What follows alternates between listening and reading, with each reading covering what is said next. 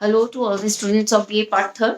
इससे पहले वाले लेक्चर में हम लोगों ने पुरुष के कॉन्सेप्ट को डिस्कस करा था और अभी तक जैसे जितना भी हम लोगों ने स्टडी करी है सांख्य दर्शन पे काफी विचार विमर्श हो चुका है और उसमें आपको अभी तक ये अच्छी तरह से समझ में आ गया होगा कि जो सांख्य दर्शन है वो बेसिकली दो तत्वों को स्वीकार करता है और उसके आधार पर जगत की व्याख्या करता है।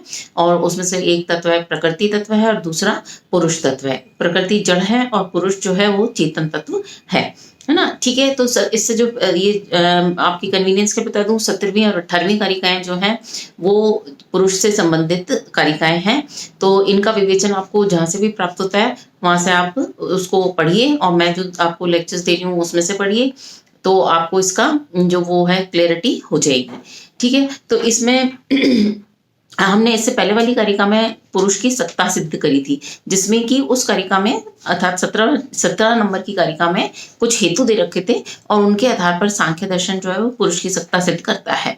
अब 18वीं कारिका में उन्होंने पुरुष के बहुत्व को सिद्ध कराया अर्थात प्लूरलिटी ऑफ पुरुष। और ये भी हम आपको कई बार मैं बता चुकी हूँ कि पुरुष बेसिकली सांख्य दर्शन में जैसे जितने और दर्शन है तो वो चेतन तत्व या जैसे जो सोल एलिमेंट है आत्म तत्व है उसके लिए सब जैसे जैन दर्शन है वो जीव का उपयोग करते हैं, है ना।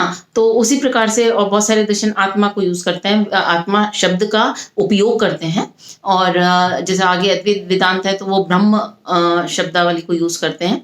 तो उसी प्रकार से सांख्य दर्शन को देखें तो सांख्य दर्शन जो है आत्म तत्व के लिए ही पुरुष शब्द का प्रयोग कर रहे हैं। तो this should be very clear in your mind कि यहाँ पे पुरुष बेसिकली जो कॉन्सेप्ट सांख्य में लिया गया है वो आत्म तत्व के लिए लिया गया है। तो हमें इससे कंफ्यूज नहीं होना चाहिए पुरुष शब्दावली से। ठीक है, और तो इसमें जो ये वाली कारिका है इसमें पुरुष के बहुत्व को सिद्ध करा गया है। बहुवत मतलब पुरुष जो उनकी पोजीशन है, जो उनकी मेटाफिजिकल पोजीशन आती है या जो उनकी तत्वमान से पोजीशन आती है सांख्य दर्शन की, वो क्या आती है कि पुरुष एक नहीं अनेक है। अर्थात आत्म तत्व को कि मैं वो क्या मान रहे हैं, बहुत्व को स्वीकार कर रहे हैं कि एक नहीं आत्म अनेक आत्म है। ठीक है, तो वो ये वाली 18वें नंबर की कारिका है।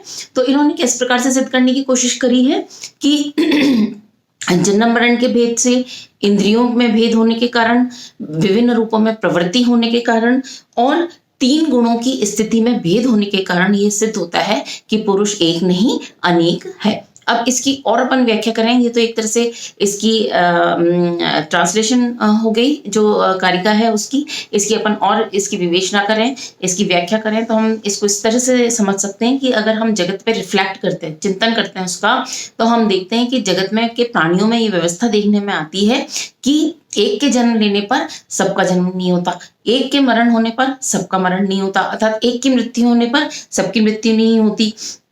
और किसी एक की कोई आंतरिक इंद्रिय या बाह्य इंद्रिय विनष्ट हो जाती है या खराब हो जाती है तो सबकी इंद्रियों को विनष्ट नहीं होती या खराब नहीं होती। इसी प्रकार से सभी पुरुषों की एक ही प्रकार के कार्य में प्रवृत्ति देखने में नहीं आती। इसके अलावा और जो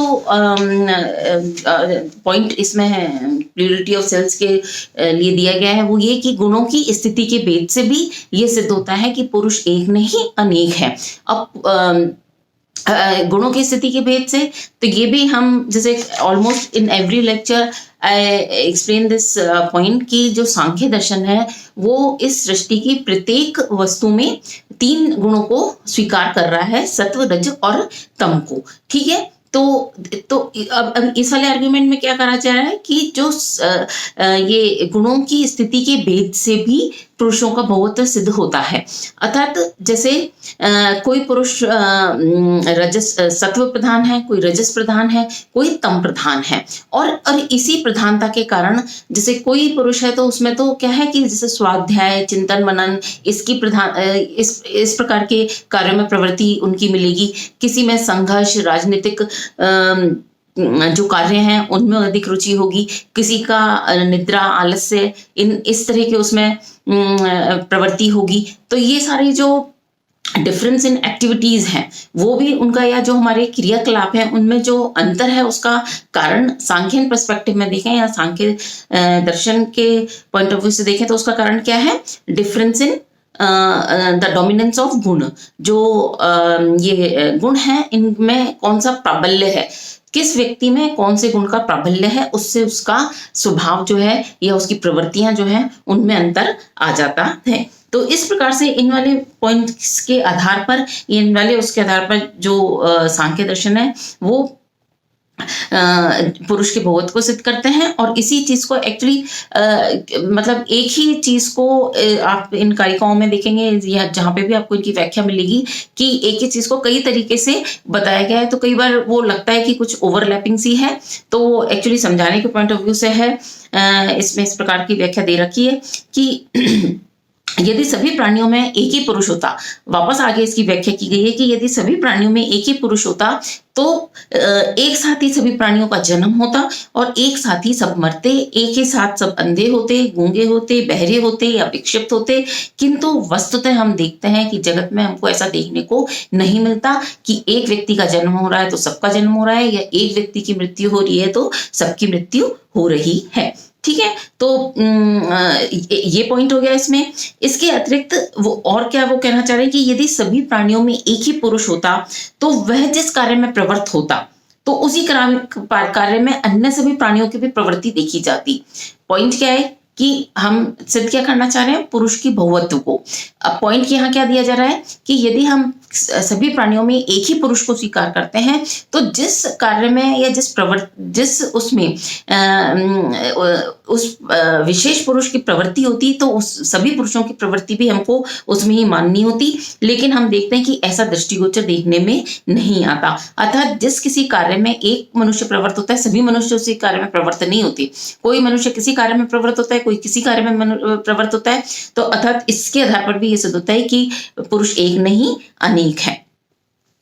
और इसके अतिरिक्त गुणों की स्थिति की दृष्टि से भी, जैसे मैंने पहले भी कहा था कि ये जो है पुरुष की बहुत्व को सिद्ध करते हैं कि जैसे और गुणों की स्थिति से कैसे कि जैसे गुणों की स्थिति से जैसे मैंने अभी भी आपको बताया कि भाई कोई सत्व, रज्व और तम प्रधान है ना, तीनों गुण साथ पाए जाते हैं, लेकिन किसी में किसी का डोमिनेंस होता है, किसी में किसी का डोमिनेंस होता है।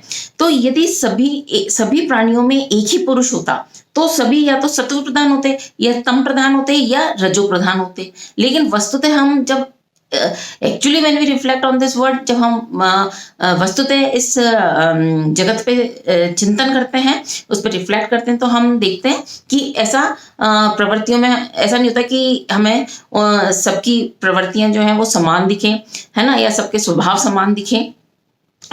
तो वो जो अंतर आता है वो किसके आता है, गुणों की स्थिति के भेद से आता है ना। और मतलब इसमें दो चीजें आ जाती है, एक तो ये चीज आती है, दूसरा ये कि यदि हम ये मानते हैं कि भाई एक ही पुरुष के अस्तित्व को स्वीकार करते हैं तो फिर या तो वो रजो प्रधान होगा या सत्व प्रधान, मतलब सत्व प्रधान होगा या तमो प्रधान होगा, है ना। लेकिन वस्तुतः ऐसा नहीं होता। हम तो अनेक प्रकार के की भिन्नताएं पुरुषों में देखते हैं, है ना। तो इससे ये सिद्ध होता है कि प्रत्येक प्राणी में भिन्न पुरुष है और विभिन्न प्राणी गुणों की स्थिति के दृष्टि से विभिन्न प्रकार के देखे जाते हैं, है ना। अर्थात हम गुणों की स्थिति के भेद से भी पुरुषों के बहुत्व को सिद्ध कर सकते हैं। ठीक है, तो ये आपकी ये जो दो कारिकाएं हैं, 17 और 18वां कारिका है, इनमें जो है आपको पुरुष से संबंधित विवेचना मिलती है। पहली वाली कारिका में हमने कुछ हेतुओं के आधार पर पुरुष की सत्ता सिद्ध करी थी और इसमें पुरुष के बहुत्व को सिद्ध किया गया है। अब इसकी जो एनालिसिस है, वस्तुतः ये तो जैसे जो मेन पॉइंट्स हैं एक तरह से आपको समझाने के लिए, है ना, जो कि मेन पॉइंट्स हैं, कोर पॉइंट्स हैं वो, है ना। लेकिन आप इसको अपने आंसर को और विस्तृत करने के लिए जो भी आपके इसमें व्हाट्सएप ग्रुप में मैं पीडीएफ फॉर्म में इनको दूंगी आपको, तो आप उससे अपने आंसर्स को और एनालाइज कर सकते हैं और उनको और डिस्क्रिप्टिव बना सकते हैं। ठीक है, और आगे की जो अपन टॉपिक है वो अपन नेक्स्ट लेक्चर में लेंगे। Thank you.